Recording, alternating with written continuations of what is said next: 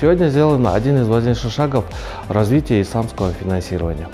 Соглашение между ООО «Гарантийным фондом» и Айлбанком предполагает делать исламское финансирование еще более доступным при недостаточном залоговом обеспечении.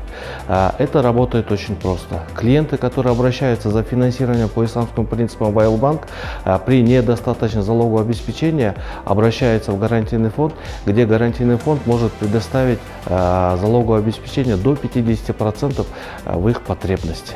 Я считаю, что данное соглашение позволит расширить линейку продуктов для наших клиентов и сделает данное финансирование более доступным. Ислам принципи боюнча бизде кепилдик бериле элек болчу, биз болсо муну баарын бүт тиешелүү органдар менен макулдашып туруп, анан кийин председатель менен кол коюштук. Менин оюмча бул дагы банкка дагы, кепилдик фондко дагы жана экономикабызга жакшы түртүштүк берет. Мындан ары дагы ушу башка тармакта дагы биз Айлбанк менен иштеше беребиз.